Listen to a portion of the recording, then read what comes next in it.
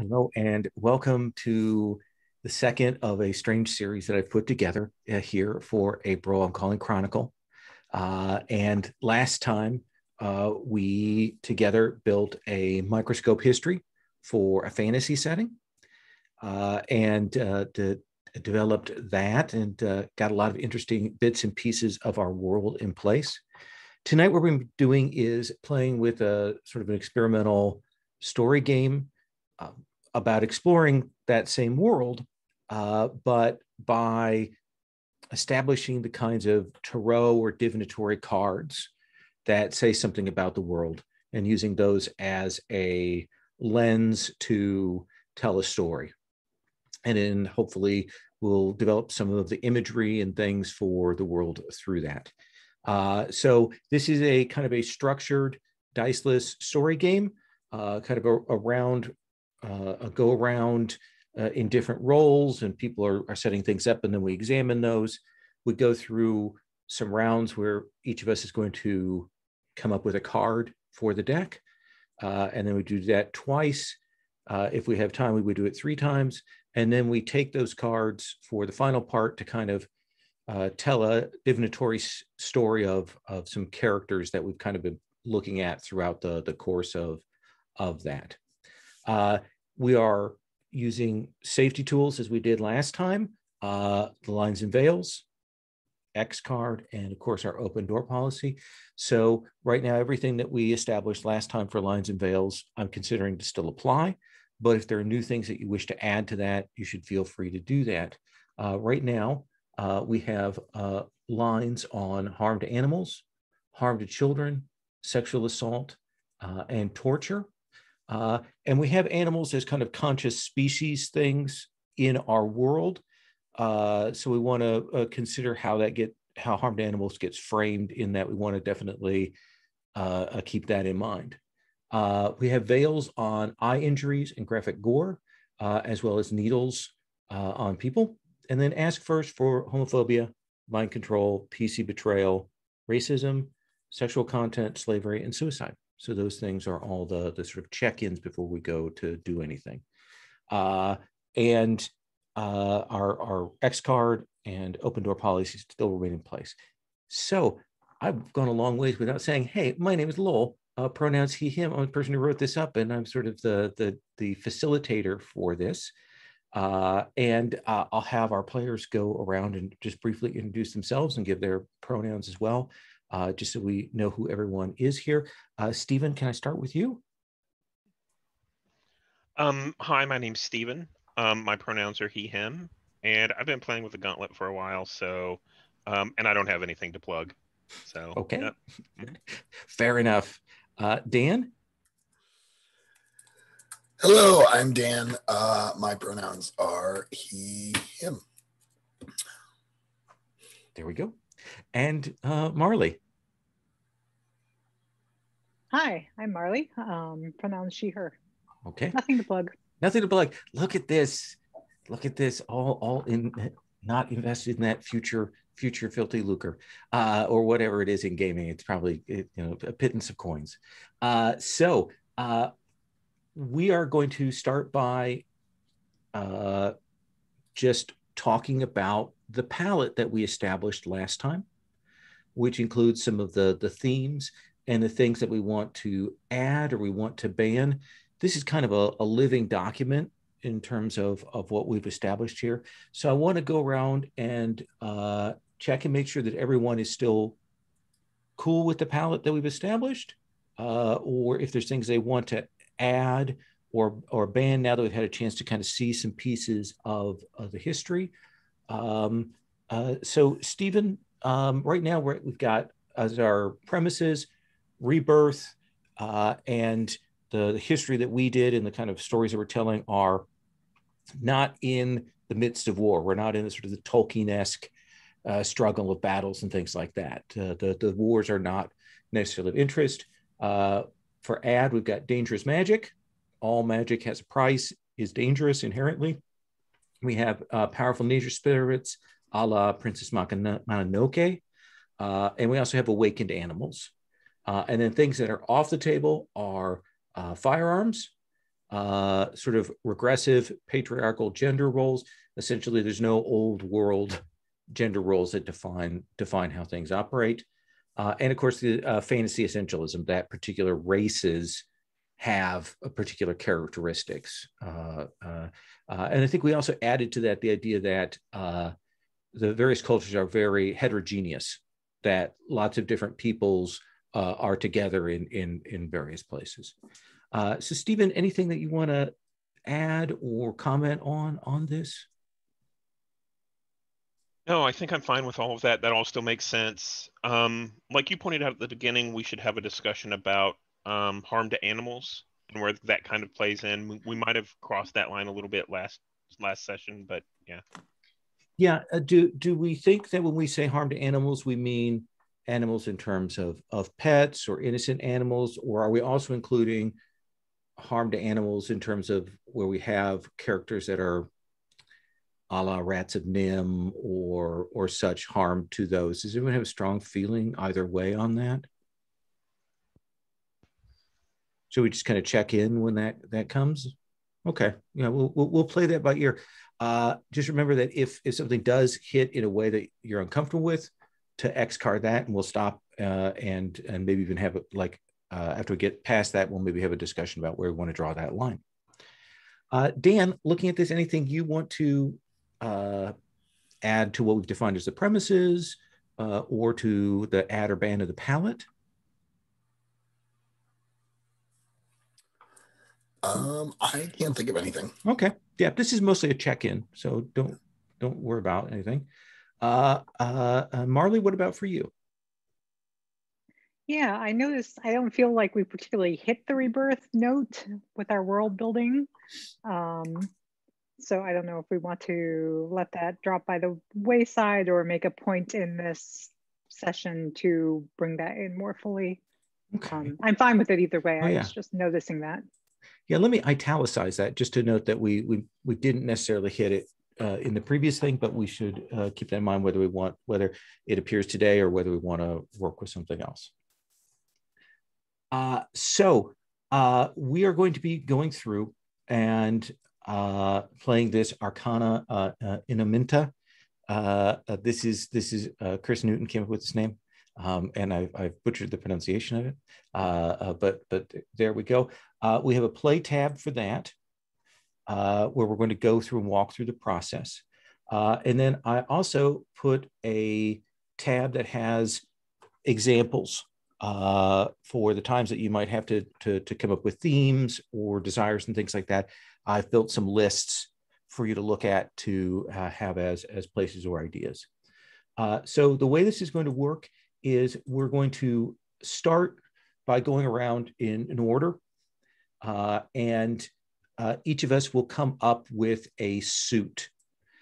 So we have in our divinatory deck a set of major arcana, but then we have minor arcana, which are in the 4 suits. So each of us is going to come up with a suit and maybe say, what kind of elements you might see in on those cards visually. And then you're going to choose a couple of themes, cards of that particular suit generally revolve around these kind of broader themes. And then after that, we're going to move on to the next stage, which is going to be some character building and then so on. So I will go ahead and start so I can kind of model this for the suits, if that's okay. I made a list of things and I haven't quite decided, but I think the suit that I want to call it is, since this was something that popped up a couple of times in the thing, the suit of songs. So, songs, people singing, musical note imagery, that kind of thing probably worked into the cards. And then for themes, I think it's going to revolve around communication,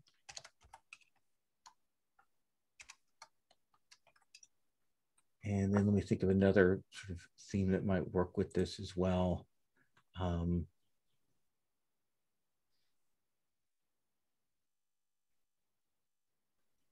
And let's say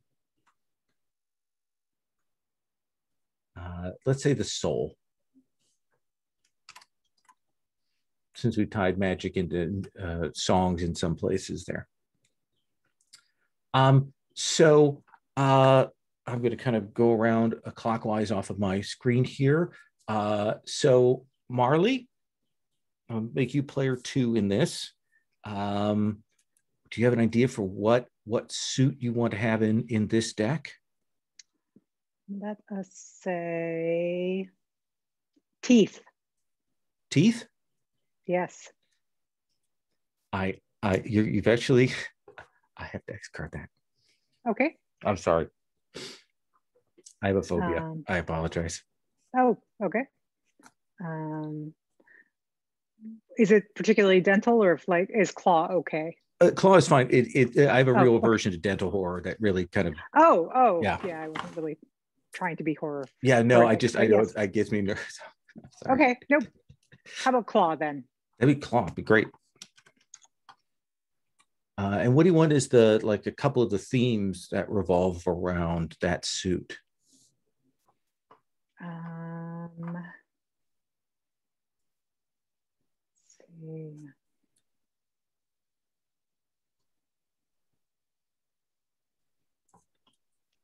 How about struggle and what should we do? Maybe something about making.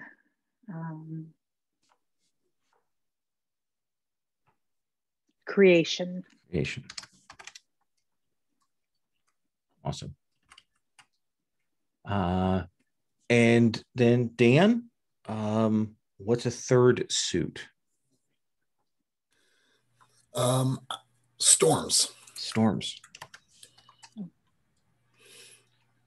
And it's going to be energy is one of the themes. And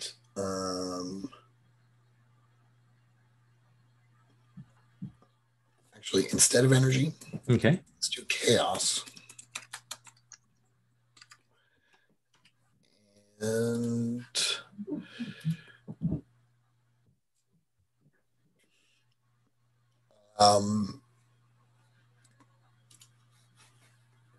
cycles. Nice. And then Stephen, what is the fourth and final suit? How about woods?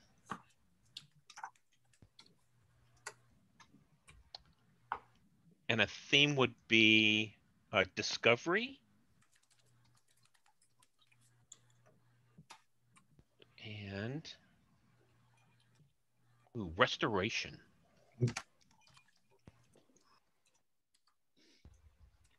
Nice. So that gives us the suits in the sort of first 2 rounds that we do of creating cards. You'll on one round you'll create a card from a suit, a minor arcana card, and then in another round you'll create a major arcana. So if you do one in the first, you'll do the other in the second. So one of the things we're going to be doing as we go around these card creations is we're going to be using them to pull out scenes or bits from some stories of some characters that are together on some kind of quest or some kind of fellowship. And so we're going to start by each of us adding a character to our group here. They're not necessarily the characters that are ours or anything, but they're ones that we can work with in the course of the story. So I'll go first. We'll want to give a name, some details, and then what sort of motivates that character. What does that character desire? So I'm going to go back and look at some of the names that we did last time.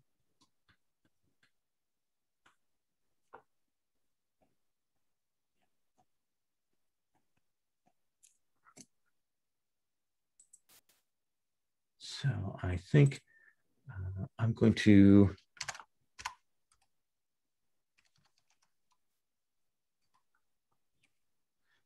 I'm going to have a character named Rundarius, and I think that they are a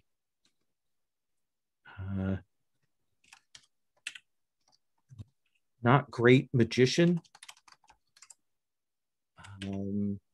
and they sort of took their name from the original red squirrel, and I think that while they're not very good as a magician, they're very good when they can work with a familiar or another animal or something like that. Like that amplifies their skills or their talents. So they're kind of a familiar magician. The animals might say that they're familiars rather than the other way around. And I think that they desire skill and power.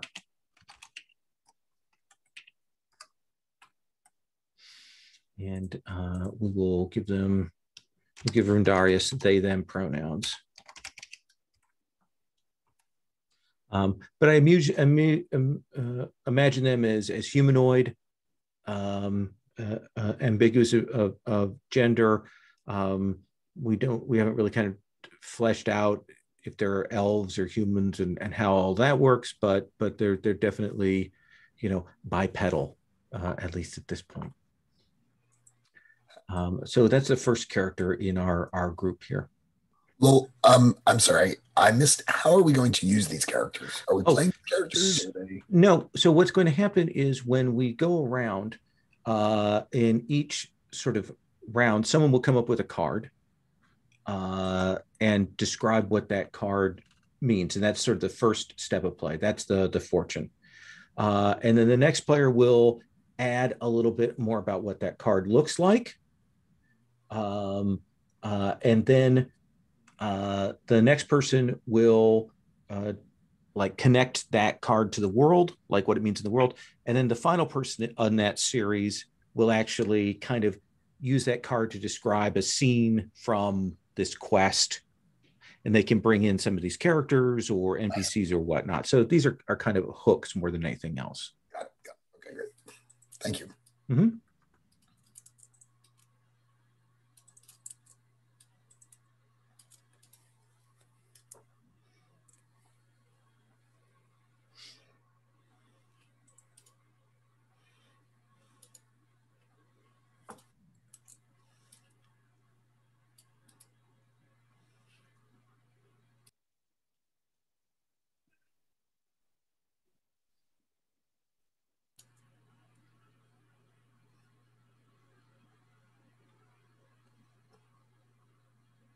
Are you waiting on something from one of us? Oh, I thought Marley, if you want to do yours. I'm sorry. I got off track. My neighbors are having a party. A bunch of college students moved in next door, and this is the second night in a row that they're out partying very loudly in the backyard.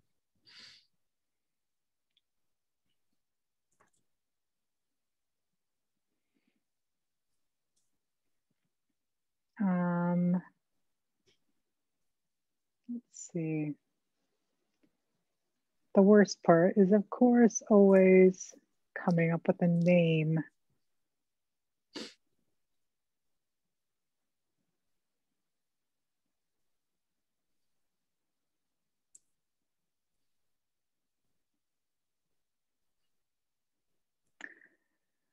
Peneleon. Peneleon. Okay. I'm going to let you type that into the sheet and the details at once.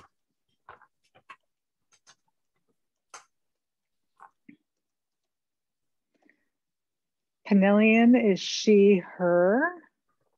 She is a doe, so female deer. Doe, a deer, a female deer. And she is known as a great inventor. Because one of the things that, while the animals are, our various races and species and stuff are considered equal, deer do have the vexing problem that they have hooves, and opposable thumbs are terribly useful. And so she has basically come up with a variety of apparatus and tools to allow deer to write and things, doorknobs and stuff like that.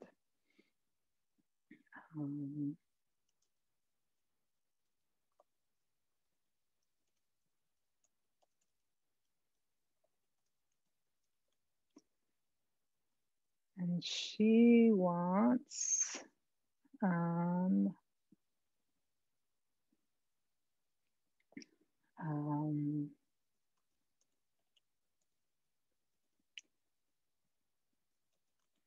accessibility for all,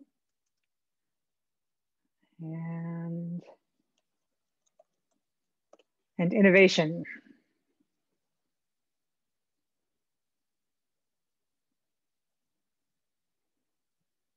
Do you imagine that Penellian is a young doe or an older doe? Are they more something in the middle? She is in her prime. In her prime. Awesome. Dan.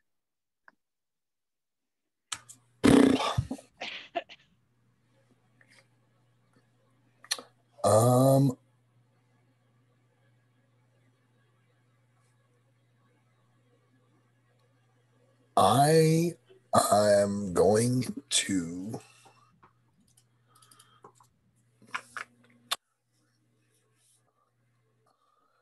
just looking for some name ideas, some hooks.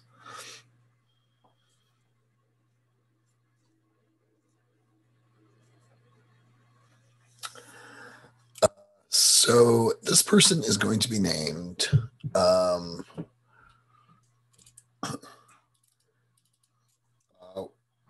call him, I'll type it in here.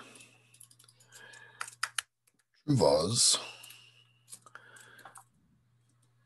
His pronouns will be he, him.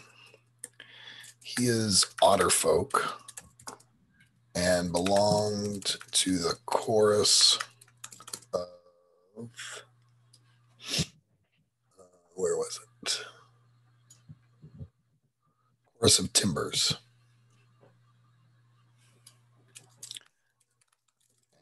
And had his voice stolen.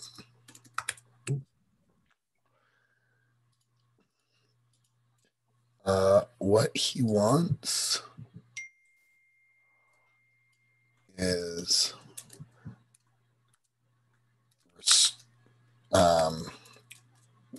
to restore the Forest of Ashes. Oh no, I'm sorry. What was that called? Oh, we'll just say to restore the forest after its destruction.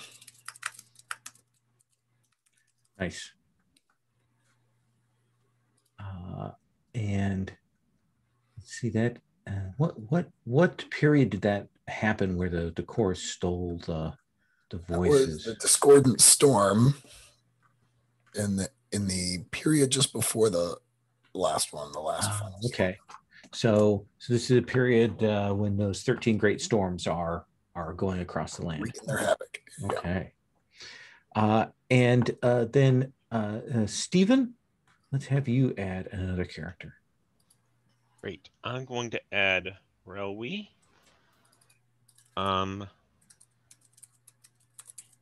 She, her, who is rabbit kind.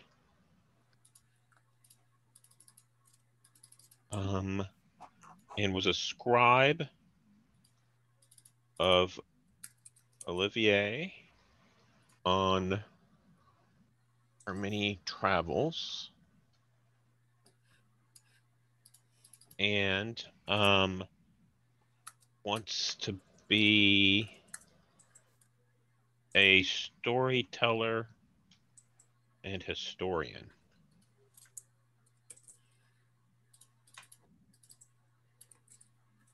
Excellent.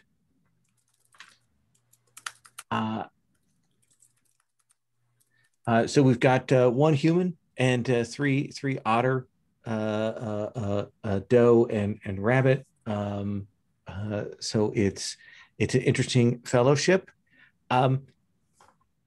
This is more of an open question for the table. Then we're going to be telling or looking at examining through the course of this a journey that these four took together to do something. Do we think that it was a pilgrimage to a sacred place? Do we think it was searching out for aid to overcome something, putting down an evil, searching for an artifact? Any thoughts on what would be appealing as the kind of story that we might, examine?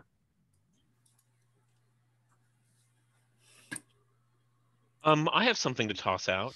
Sure. I see a line between these characters where we have a magician who's looking for skill and power, an inventor that's inventing devices or looking for devices, someone who's trying to restore the forest, and someone who's looking for stories and knowledge. To me, that all sounds like a quest for some ancient, ancient ruin or ancient, cache of things. Ruin, cache. What does that? How does that sound to everyone? Yeah. Marley, thoughts? Yeah, that's fine. Yeah, so is the thought that this is like ancient technology, which is somehow more advanced or something like that? Or like the old magical artifacts or blacksmiths or something like that? Or yeah, which is more appealing to you, the idea of sort of of lost technology or an old magical artifact? I feel artifacts are more appropriate to our setting. So a quest for an ancient artifact. Dan, thoughts on what that artifact could be? I think it is a musical instrument.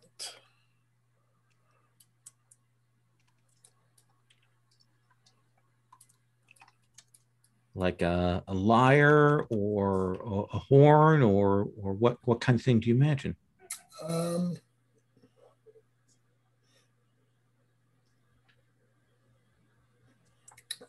I liked something like very simple, not really mechanical at all.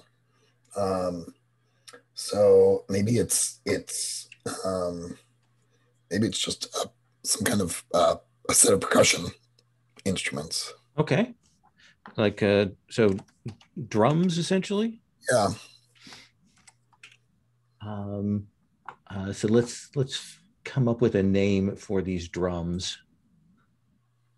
Thoughts? Do we want a descriptor name, or do we want something that like the drums of a particular person?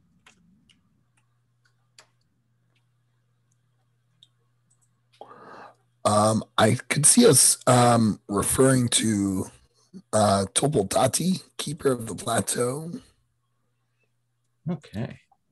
So we could call them the drums of Topoldati. Drums of Topoldati. And how did we spell Topoldati before? Topaltati. All right. So we have a group that has gathered together. They are questing for this ancient musical instrument. We may learn over the course of this what that instrument has to offer, what it has to teach them. So now we're going to kind of move into coming up with the things for the cards. And essentially, the first player will be what's called the fortune, and they will give a name to a card, what the card's name is, and maybe kind of generally what it looks like and what it might mean. And then the next player, the reader, is going to expand on that. What else is pictured in it? Maybe something that we don't notice at first glance, a hidden thing in the picture or whatnot. And then they can choose to tell us what that card means a little bit further, or they can tell us what the reverse of it means. And, you know, in divinatory, there's the upright position and the reverse position that generally have meanings that are complementary, but often antithetical to one another. And then the third person will tell us something about what this all might mean in the world. And then the last person will take that card and use it to maybe frame just a brief scene from the quest. So I will start, we'll continue the order that we've had. And I think that I will name the card the 5 of Songs.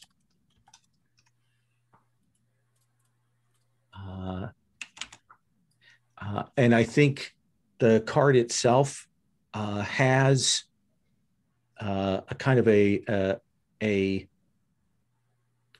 chorus there of like 5 people kind of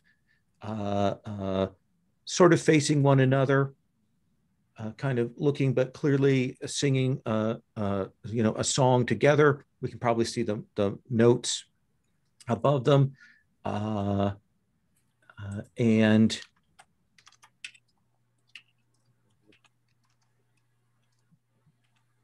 I think the card itself is about harmony and working together. Like that's the meaning that it takes on when it appears. The idea of people having to harmonize and sing these songs together. So that's what I would do as the fortune. We would then go to Marley, and you can tell us maybe a little bit more about what else we might see on the picture of the card, or a little bit more about the meaning, or what the inverse meaning is.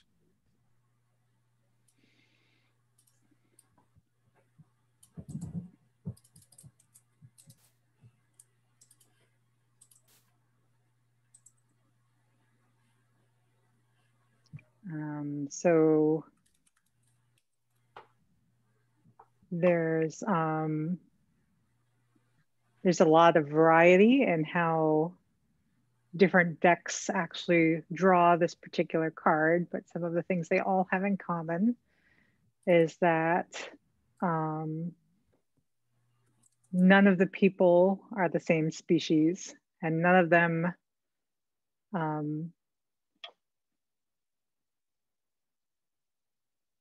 oh, no, they're all singing, you said. Okay, never mind.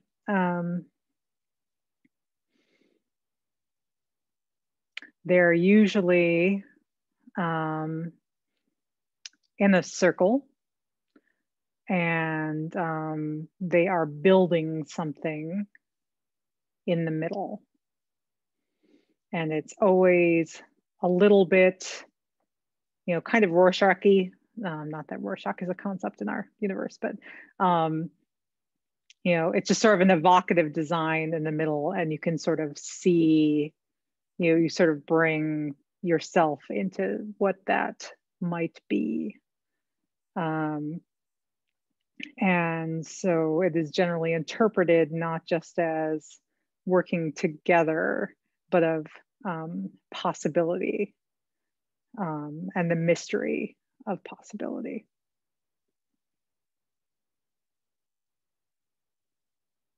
Was that what you were looking for? I knew this session was going to be the hardest for me because I do not tarot at all. No, I think that's perfect. I think that's Okay, absolutely good, perfect. good. Yeah. Gives us some visual and tells us a little bit more about what the meaning is, and shows us something else. Finish. Possibility.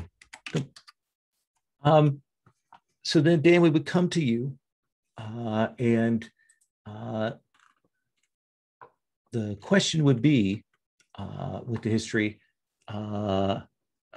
would be a situation or event which happened either to one of the characters, I called it the comrades in the thing, or the party as a whole. Describe some obstacle, problem, choice, or challenge that reflects the card. Like what happened that proved to be a challenge for the group as they were traveling, that this card kind of echoes. I think they encountered a body of water. Maybe it was a river, a difficult river to cross. And they were not expecting it. And they needed to construct a means for getting across. And that they were all different species and had different perspectives was an asset to how they built. Maybe it was a craft that, a little boat or something that they all to work together to build to get across the river. And so we've got the obstacle set up. This is the challenge. This river. Like, is it wide, or is it just rapids, or what do you think makes it the more difficult? I think it's those two things. It's wide, it's rough, but also it moves. It's kind of a magical river, so it sort of moves around, and they were not expecting it to be in this place. It makes sense since we have these nature spirits. Right.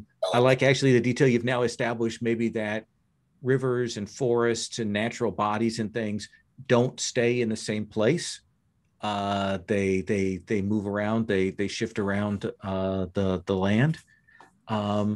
So Stephen, with your role here in this, what you will do is kind of describe the general scene with these specific characters, either how one of them contributed to solving this, or what the problems were. Essentially just kind of give us a narrative of the scene of them overcoming this challenge.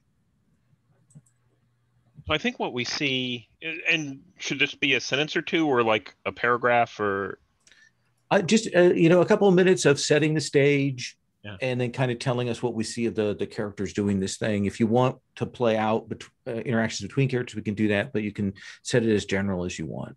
Okay.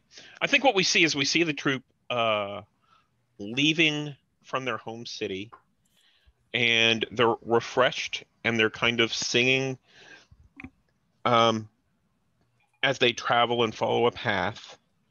And it's getting mid-afternoon, so it's not time. It's too early to camp, but it's too late to really change the direction that they're heading whenever they come across this large river.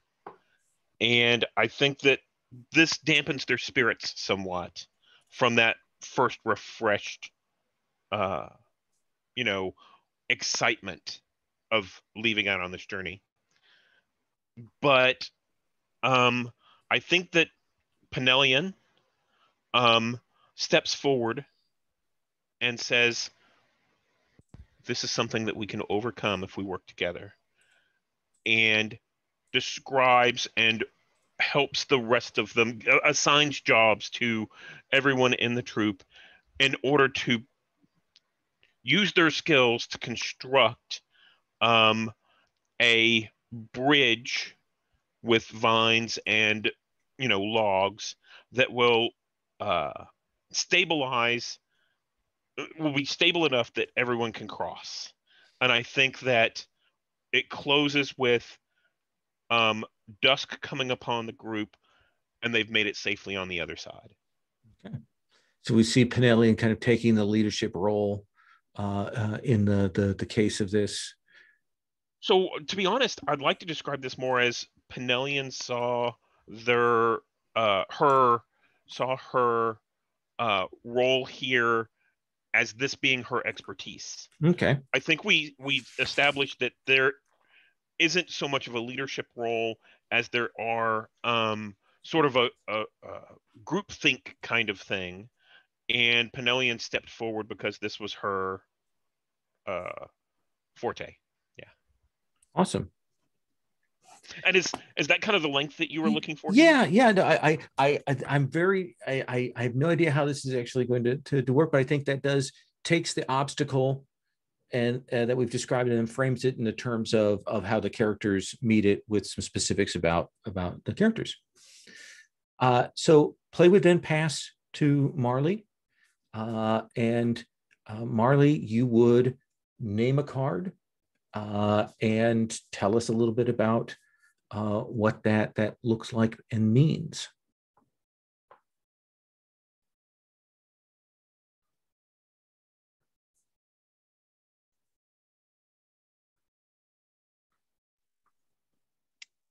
So I'm going to talk about the 8 of Storms. And the 8 of Storms, for all that it's not a face card, is a particularly auspicious card because it is about cycles. And the number 8 itself is very cyclical.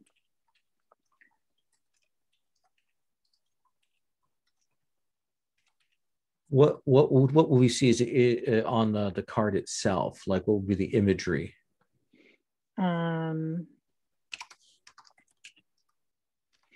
The imagery, it's a little bit literal, but it is, so there is a large number 8 in the middle, but the way it's done is it's actually, you're looking at, the card is split across the middle, and it's an ocean line.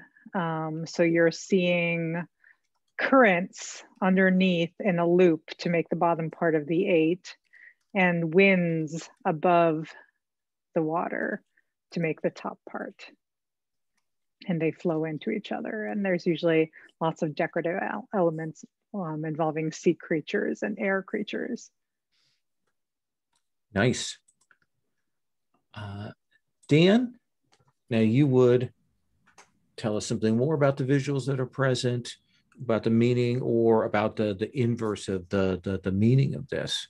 When this card pops up, what do people think?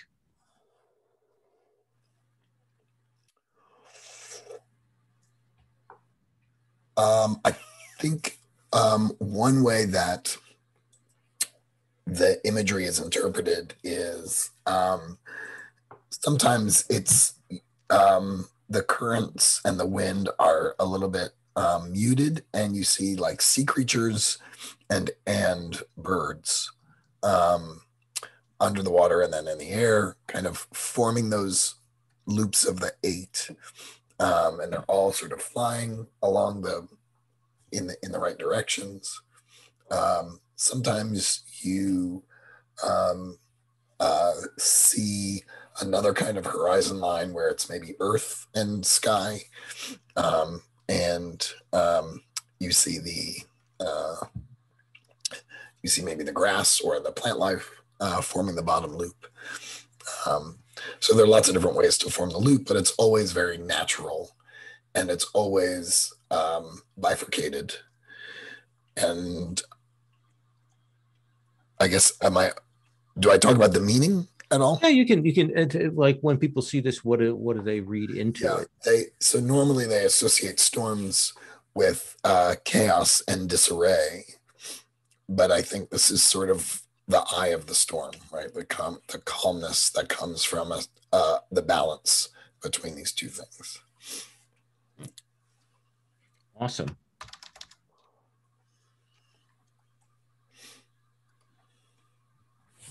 We'll wrap that. So, Stephen, uh,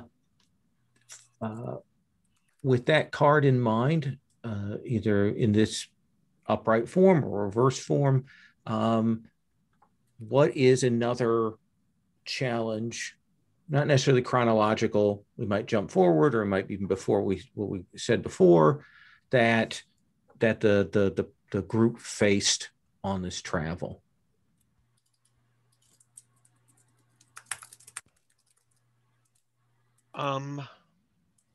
Okay, I think this is at the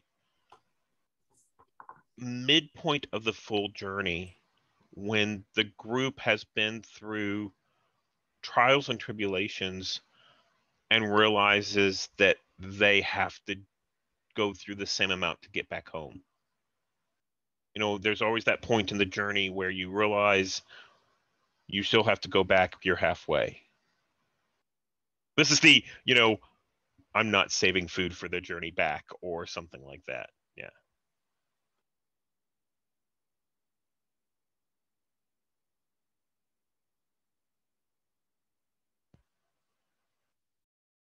Sorry.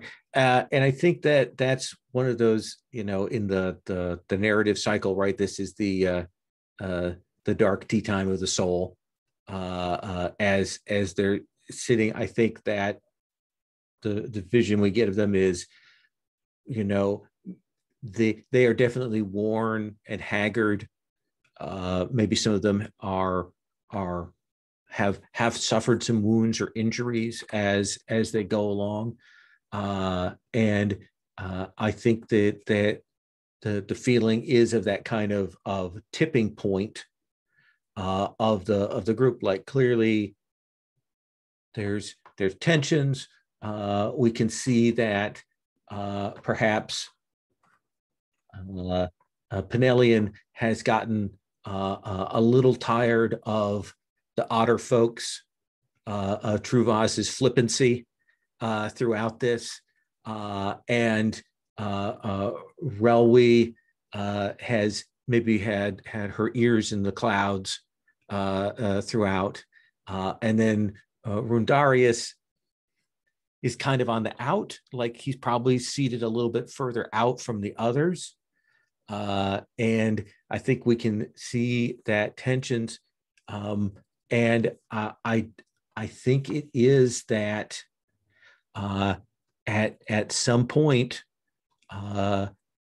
someone starts singing a song, and like it's an old song that everybody knows, not like a sophisticated song, not like a fancy song, but an old song that's kind of a rondel, where one person starts, the next person does, and I think that maybe it's like Rundarius is the last person to take it up, and maybe there's some hesitation there, but does sing this kind of rondel traveling song, and that kind of builds up, and we can see that while there's still tensions there, that maybe this has bound them together, that yes, they are going to push forward for this last step, even knowing that all the trials that are going to face them going back again. Does that sound okay?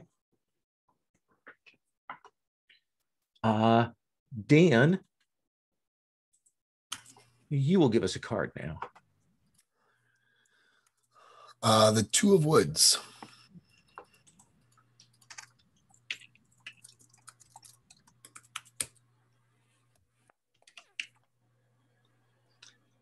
And tell us about the Two of Woods.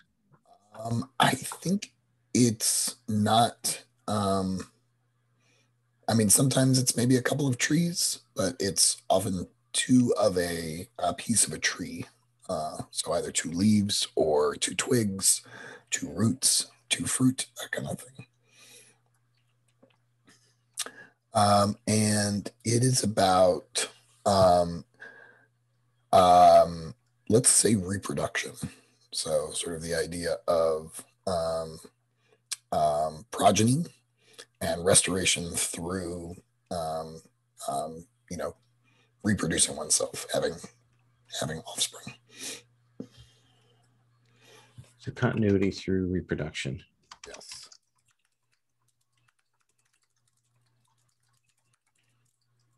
So Stephen, what do you want to add to that? Is other visual details or other meaning, or what the reverse meaning is? So I think the reverse meaning is actually about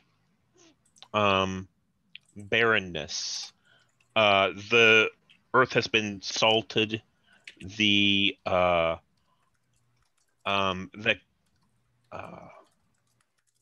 farm animals are not producing, that kind of thing. There is no milk to go around, that kind of thing. Even famine, I think, to a certain extent, the fields are fallow. Nice. And so, Marley? I do want to question one thing that you brought up. So this is the first time we had a notion of farm animals. Oh, yeah. Is that in fact something we want to roll with? Are there in fact elevated animals and unelevated animals, or is this like a consensual farm? That's a really good question. I'll give you my eggs, but so it's more animal farm than farm animals. Yeah, there's a comic called Animosity, and where all the animals become elevated all of a sudden. And one of the moments they do have is like, yeah, they suddenly need money and barter and stuff like that. So chickens do in fact start selling their eggs. It's just that like they take their power from the production from the masters. Yeah, what do you think? I think that. Oh my! Well, here's the thing: is we've established that the animals have only been uplifted recently, like that this sort of the elevation came in recent times. So actually, I like the idea. If I can make a suggestion here, that that the card used to mean just farm animals, but now that's gotten more complicated.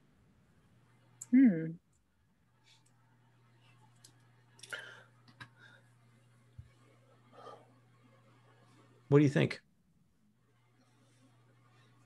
Can work with that. I'll put farm animals in parentheses. It's the universal symbol of I'm not sure what we're doing with that. So.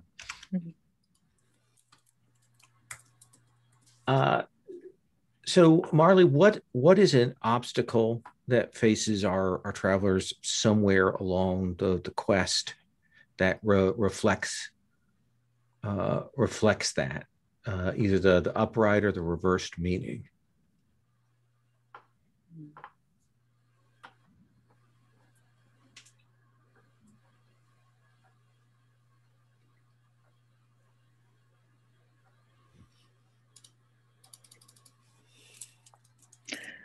I had something and I realized it was kind of going on a eugenics direction, which I'm not sure is the direction I want to take this game. Okay,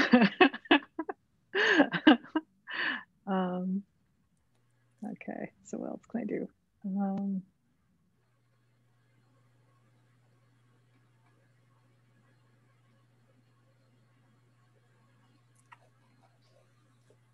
Did I get us out of order?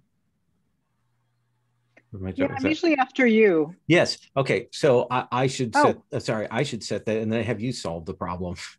Okay.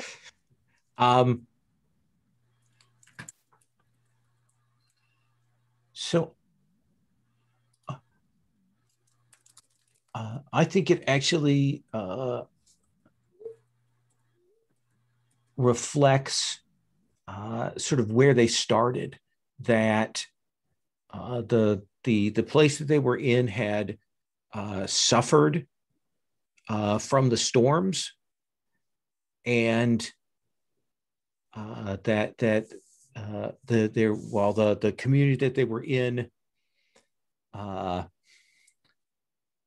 didn't like exile them, but they certainly encouraged people to go on journeys, and that sort of famine, and they were maybe kind of the obstacle is the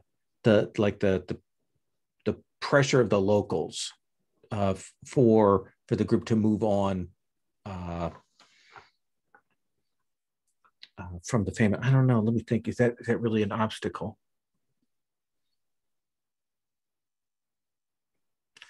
Let me roll back. Let me make it a little more specific. That maybe one of the first places that they come to along the way, where they hit that at the late in the day, has just been devastated by the storm, and the people there have nothing to aid them with, and in fact are kind of deeply suspicious of a group of strangers coming through.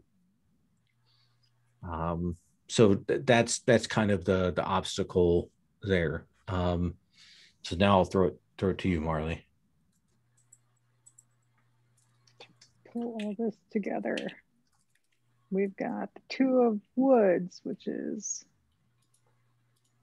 2 pieces of a tree, and reproduction.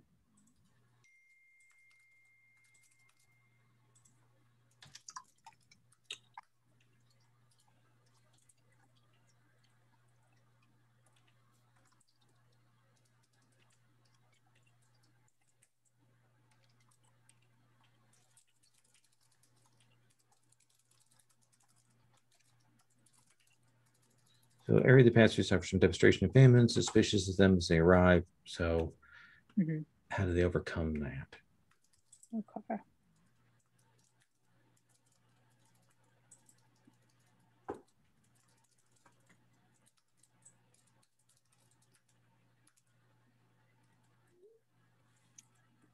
And how they overcome that. So they've come to this village. And it was the first place they went on their journey, you said? Yeah, like what the first settlement that they arrived at. Yes, so they have been traveling. And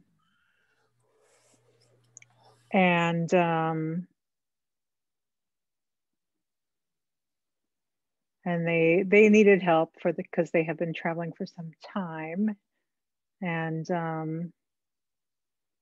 they're met with great suspicion by the villagers there. And what sort of bridges after a while they think they're in despair, they're going to have to move on. But Relwy, who is wearing who is carrying a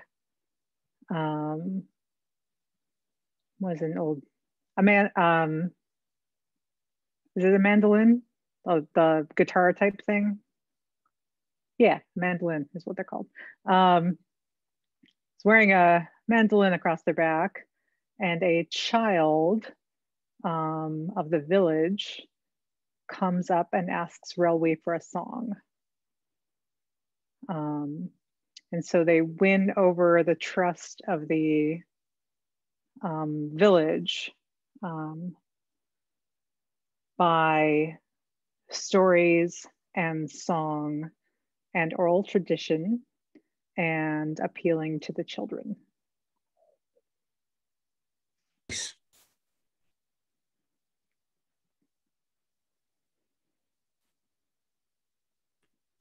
Yeah, this one's really hard because you can't really pre-write anything because it just so completely spins off of what the person in front of you just said. Yeah, this is a little, I'm discovering it's a little more that. Stephen, what card do you want to add? So I've been able to pre-write a few things and just have like branching ideas, right? So the card I'm going to have is the 10 of Claws. And what the Ten of Claws usually looks like is two paws with the claw, like lupine kind of claw paws, with the 10 claws piercing the card itself. And it's almost, most often it's drawn as if the claws were reaching out towards whoever the viewer is. And this card is about contention, like hunger or anger or something like that.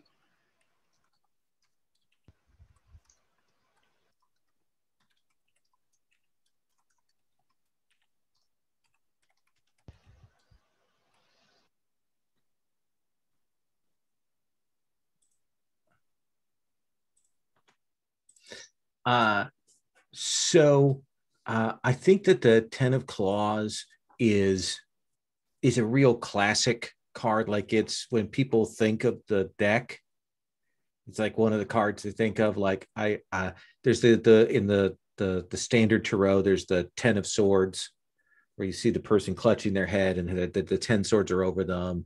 That's ruin.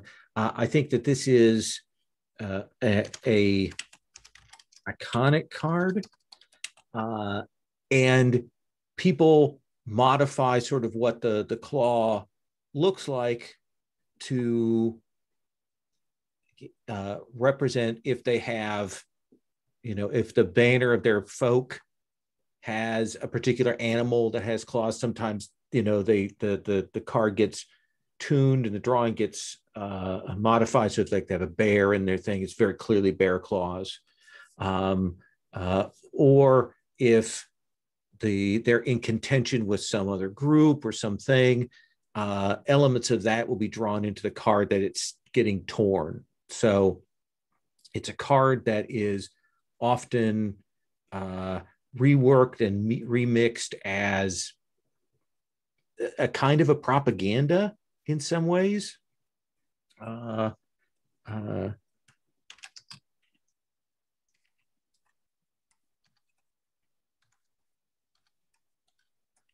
And I think in that sense where it gets used like that, the sort of the hunger or anger gets turned into a kind of a focused anger against something particular, anger against a cause or a person or a place or things like that, depending on how the artist has rendered the card. So Marley, what's a particular obstacle that our fellowship encounters that reflects this card?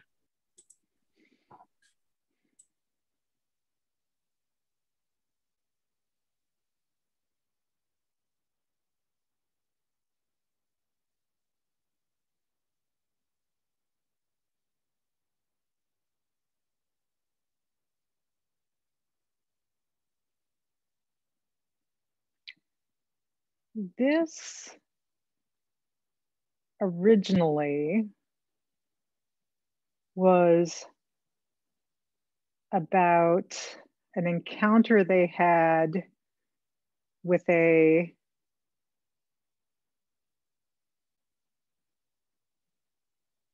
wolf, which is different than a lupine, because a wolf is what lupines were before they learned to speak and became elevated. And something had happened to this creature to cause them to regress and become driven by instinct. And so they had to decide how to handle this, realizing the danger it created, but also recognizing that they were facing a victim and not a true intentional threat. Awesome. So Dan, how did they deal with this? I think Rundarius saw a really interesting opportunity here, acknowledging that familiar magic really sort of depends on the animal not being awakened, but also understanding that even an unawakened animal is still on equal footing with a humanoid. So they, Rundarius, then used their familiar magic to help, I guess, commune or calm this wolf.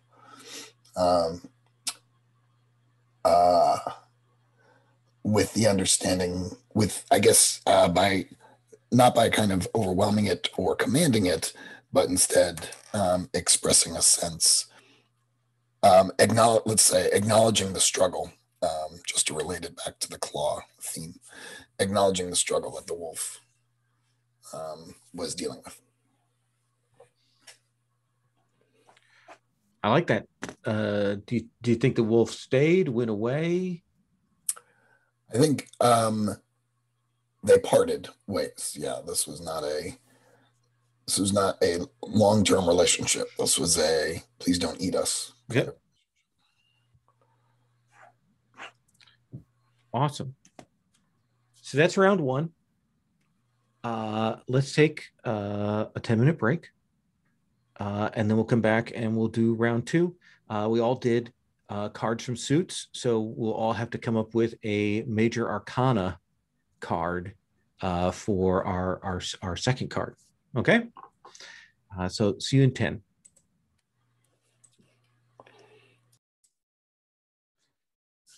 So we'll do the second round. This essentially is very much the same as the first. And I'll start again.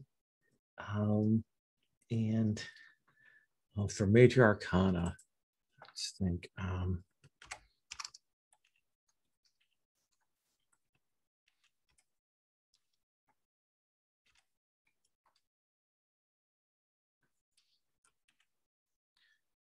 So I imagine there's a card with the figure called the Crow Keeper. It almost looks like a scarecrow or a figure maybe in rags or whatever, but they have their arms out and they have crows on their shoulders and arms, and their face is always hidden. And I think that this is a card that represents secrets and whispers and rumors. And this is sort of a legendary figure of the figure that's in the background that has ears everywhere and can overhear everything. And I think that's what this card means. So let me write that in there. Hold on.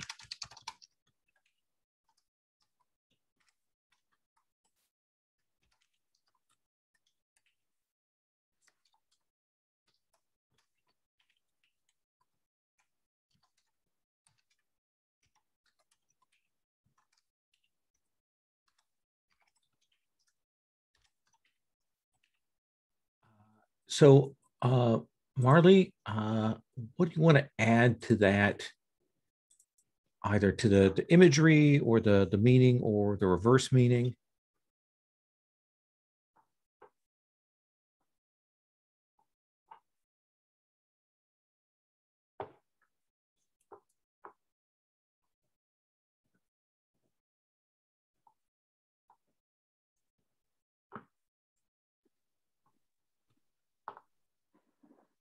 So yes, the Crow Keeper is a little difficult to interpret because the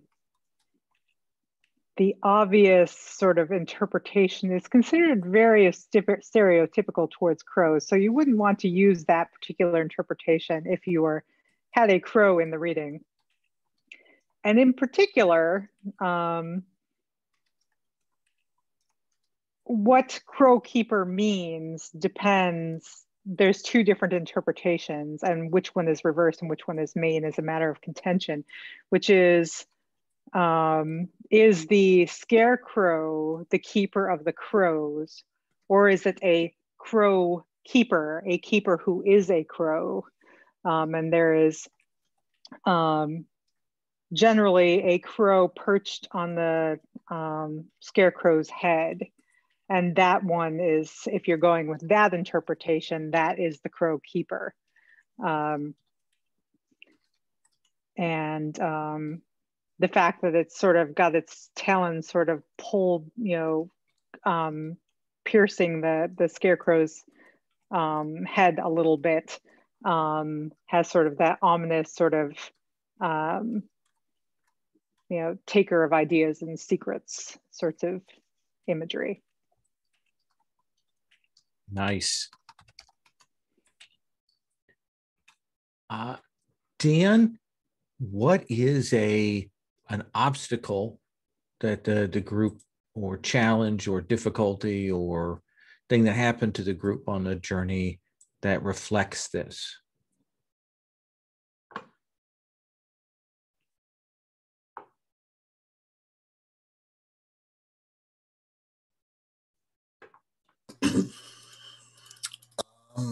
I think trust started to deteriorate between the members of the group, because they one of them told a secret about another one, which turned out, if they knew what was being said, turned out to be somewhat harmless. But this started a cascade of eroding trust, and they found themselves maybe 2/3 of the way through their journey, unable to speak to each other or count on each other.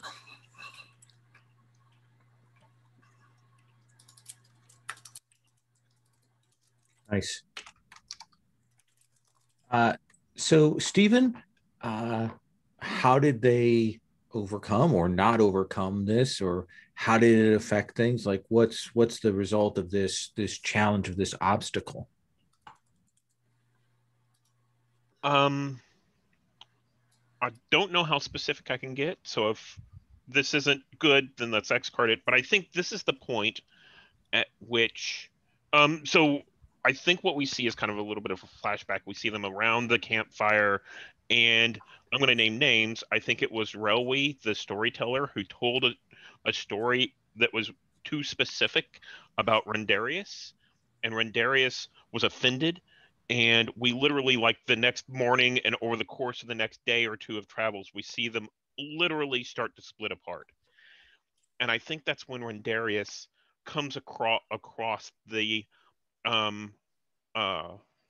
ancient artifact itself, and finds it and brings it back and calls the whole group together. And this is the culmination of their trip, where they realize it wasn't only about finding this, but the trust that they've found in each other through, certainly a story was told about Rendarius, but Rendarius could have just taken it for himself and didn't, for themselves and didn't. Nice.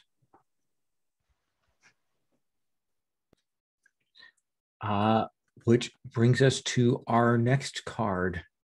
Marley, what is the next card that we're adding?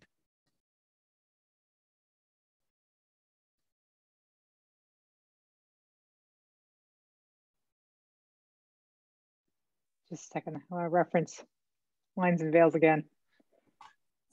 I would like a repeat of my my earlier faux pas.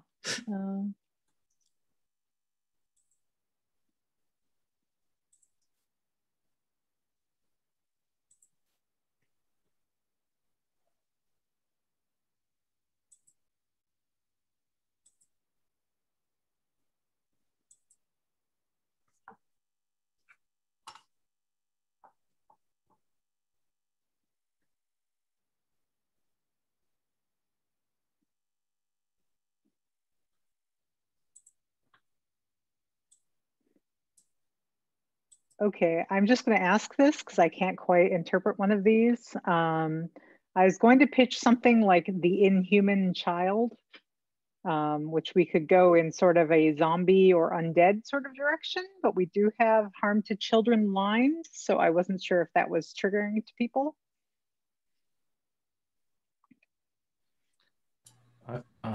What do we think? I'm fine with no. With that, Yeah. But yeah. No, let's put it out there and let's see what we think. Yeah, I think that's okay. Yeah.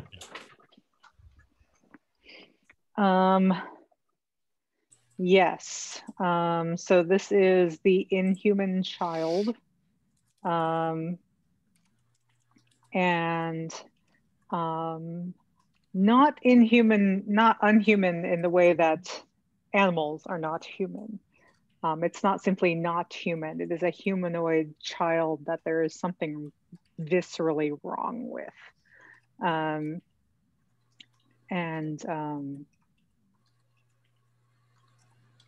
It's not, somehow, depending on the artist's interpretation, what exactly is wrong to sort of clue you in can vary. You know, sometimes it's something about the skin,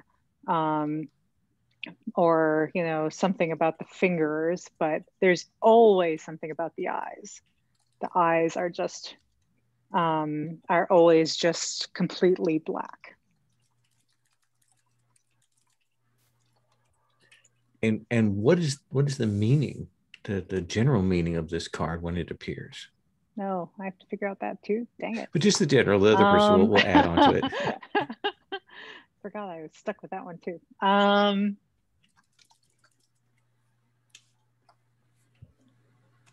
It tends to mean some sort of imposter or misrepresentation.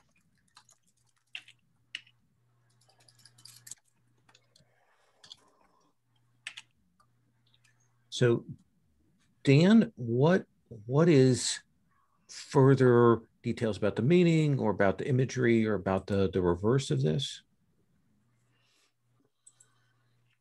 I think the reverse of it is a moment of pure truth. And I think maybe in modern psychological parlance, we would call it a breakthrough, where you sort of have a moment of clarity about yourself.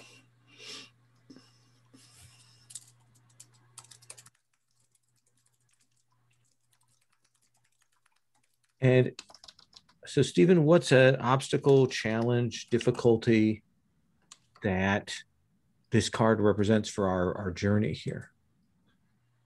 I think on the trip back home, we see the group has taken refuge in a village, and someone has control over that village that shouldn't. Someone doesn't belong there.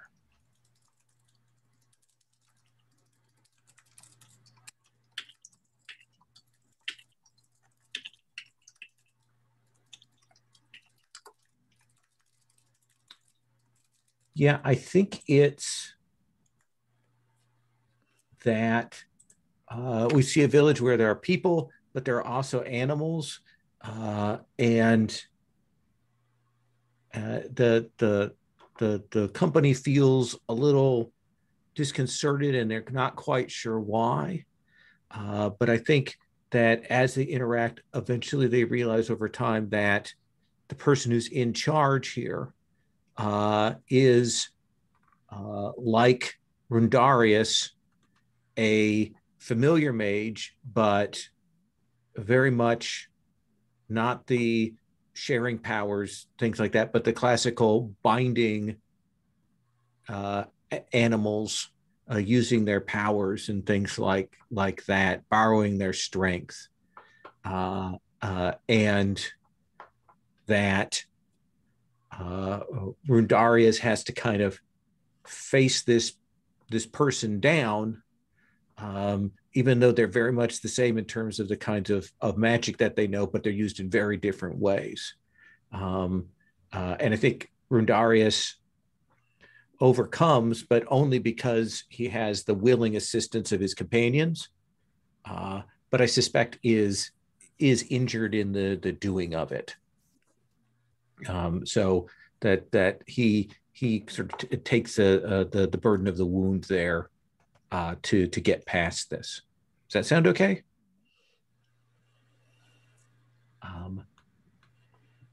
Dan, what is your card?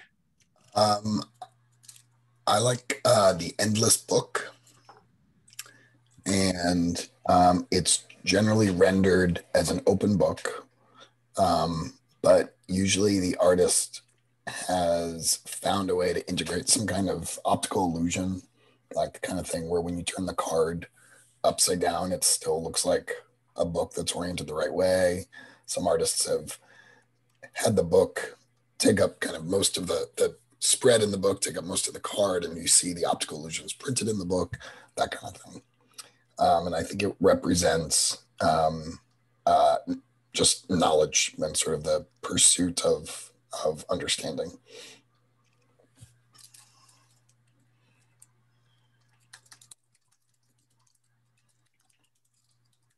So, Stephen, what's further details about the card itself, or more about the meaning, or about the reverse of that? Yeah. This card is one of the most popular cards, and it's the reason why some people get a particular deck. It is tradition on this card to hide two words. One is mangle, and the other is a heart. And these aren't, it is considered extremely sloppy. Maybe they started out maybe in the first deck of cards as part of the book and text in the book. It's considered very sloppy for them to be part of that. It's hidden in the picture somewhere, in the background details, and people will look and feel clever whenever they finally find the two words. Nice.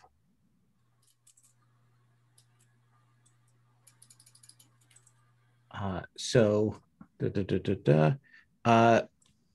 so what is an obstacle that represents this? I think there is a moment before they find the instrument when someone comes to Relwy, essentially asking her to undercut the path of the party, undercut the path of the fellowship. In exchange, they will teach them all the strange and lost songs of her people, the ones that have been blown away by the winds and the storms, and that she thought no one would ever hear again. Does that seem okay? So let me write that in there.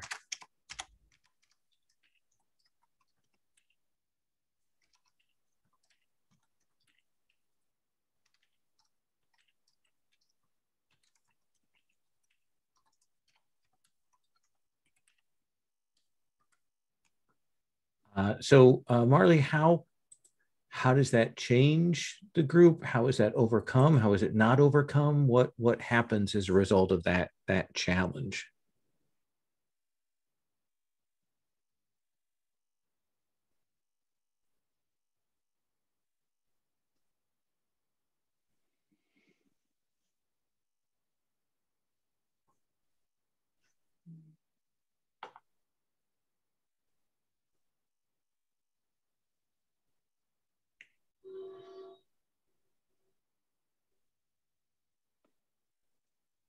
So Relwy is offered the lost songs of her people.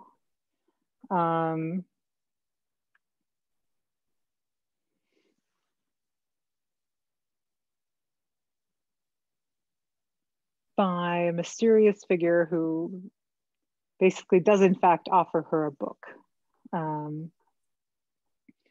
And the nature of the betrayal is that she will not be able to continue the journey until she has finished reading. So the nature of the betrayal is she is either going to have to leave the party or hold up her companions for a period of time. And the temptation is too great. And she does so.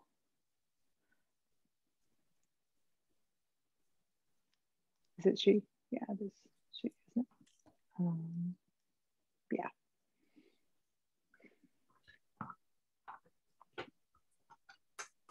Nice. But it's more to it than that. The book is also a trap because you can't remember all of the songs and you can't stop reading until you have all the songs memorized. And as you read the new songs, you forget your old songs. So you have to keep reading it over and over again. And it is Truvaz, with his knowledge of the chorus of timbers, who is actually able to break the cycle for her by silently singing the perfect counterpoint.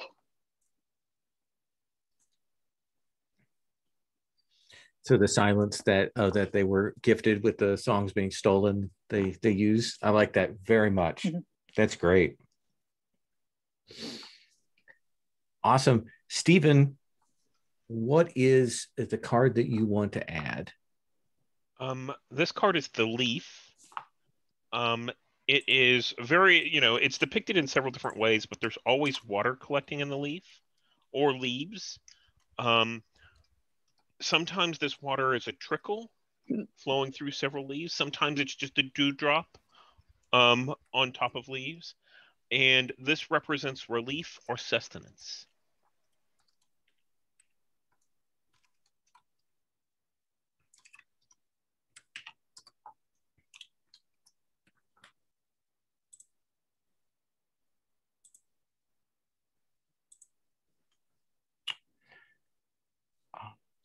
And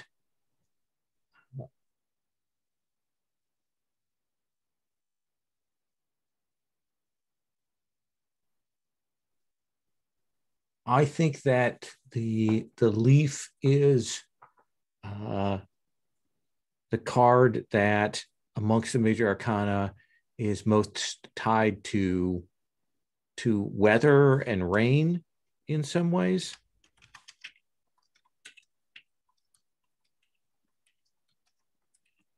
And when it appears sort of upright, it's interpreted as that kind of gentle rain, as that kind of relief, sustenance that comes from that.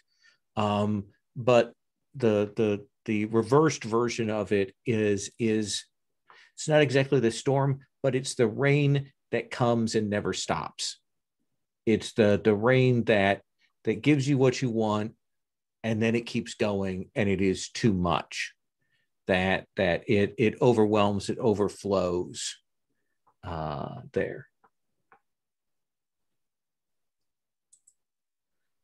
So Marley, what is a obstacle that reflects this card?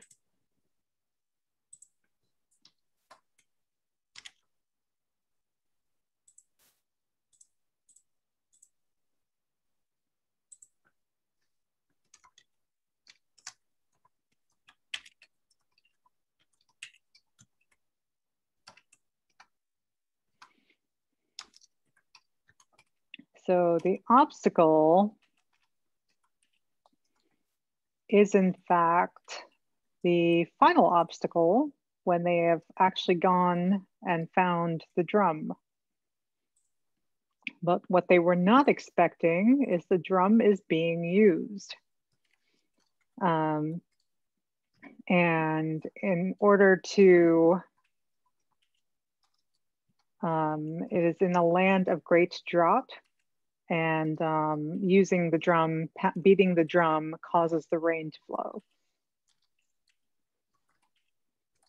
So if they take the drum, then the rain will leave this part of the land, and the drought will come back and the crops will wither.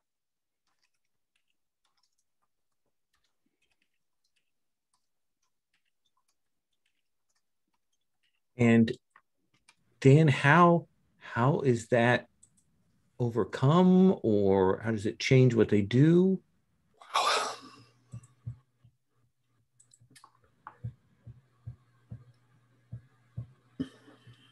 That, I mean, there is just when the bards sing of the tale of these four, this takes up a good portion of the telling of the poem, because there is so much debate among them, and scholars of ethics have studied this debate among the four of them, to sort of peel apart different schools of thought on moral character. And I feel like I want to punt a little bit and say that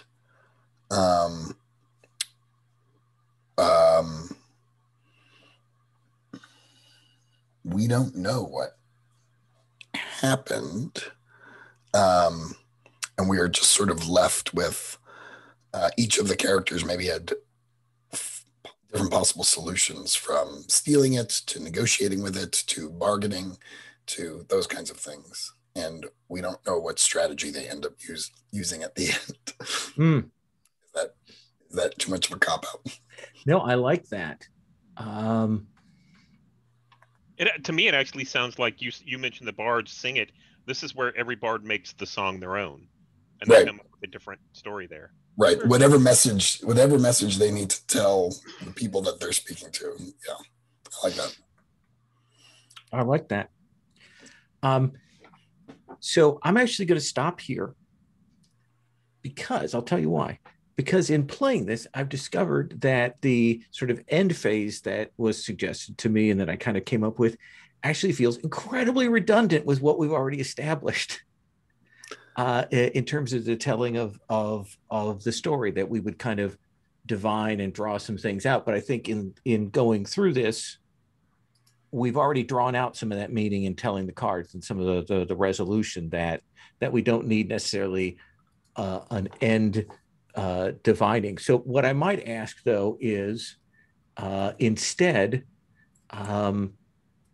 have each of us pick one of the characters and say which card represents, either upright or reversed, like how they're seen later on, or how some people tell their story. Like, for essentially, what is the epilogue for them? Like, I think that, and I'll start here, that I'll just take the character that I put on there, Rodarius. And I think of the cards that we've got on there, that maybe the Two of Woods upright represents who they are, that in going through this process and learning, they learn a new way to kind of do their magic, both from the example of having to battle the other familiar mage and so on. And so regardless of how that final decision was made at the end, it is known that they went on to present a new way of working with the animals and working with the magics, that is about sharing the cost and sharing the burden, because we say that magic is dangerous and painful and costly, and so they come up with a new way to do that. Somebody else want to pick one of the characters and do that necessarily in order? Yeah, I'll go next. Okay. I have to admit, I feel extremely fortunate that I went last in most of this, because then I got to see what all of the rest of you did and go, oh, here's my idea. And yeah. So I'll go second in this case, and I'm going to pick Truvaz. And Truvaz, I think, is represented by the leaf, upright. I think Truvaz experienced some, started with a great deal of frustration and resentment in the fact that they had lost their voice and had experienced so much joy coming from the chorus of the timbers, and felt like maybe a justification and maybe a redemption was to restore the forest after its destruction.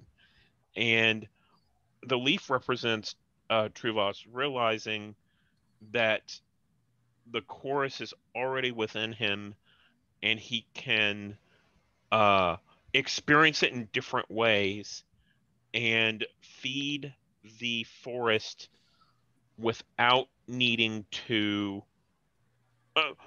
can feed the forest by accepting his limitations. Nice.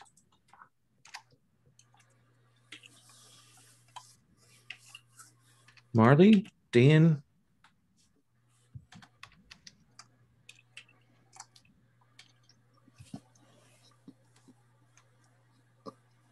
Marley, which character do you want to do? I have no idea. Pick one. Well, why don't I leave you with yours? Okay. And I will do Railway, the storyteller and scribe. And she's a she.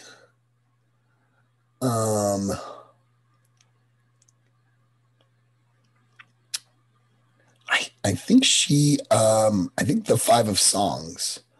And I think the Five of Songs because as a scribe following a hero, like I don't remember exactly who Olivier is or Olivier is, but she's seen countless examples of teams of groups of people falling apart, like not being able to reconcile. So maybe she went into this thinking, this is never going to work. We're never going to find these drums. We're going to tear each other apart on day 2. And just sort of not really believing that that the unity of mission, of objective, the unity of the thing that's brought them all together can overcome kind of all of their differences, and was sort of pleasantly surprised that they made it as far as they did, and that they overcame all of these challenges, and that they really ended up depending on each other to do so. Nice. And yeah. So Penellian is most identified with the inhuman child.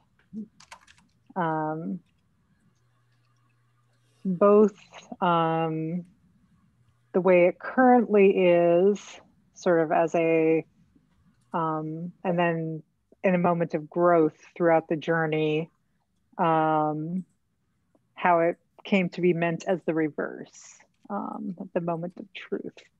Penellian, as an inventor and as someone who creates assistive devices, had a tendency of viewing people as broken and needing to be fixed. and was possibly one of the reasons that it took our otter friend, whose name I'm spacing on, Truvok, so long to accept himself as he was, because she kept trying to replicate his voice in some manner. While it was well meant, and indeed she did a great deal of good, she also did some harm. And later in life realized that she should be offering people choices rather than offering them fixes, because fixes by their nature imply that they are not complete as they are. Nice. Thank you very much for trying this out here. I will take, we'll do stars and wishes off camera, but I am going to stop the recording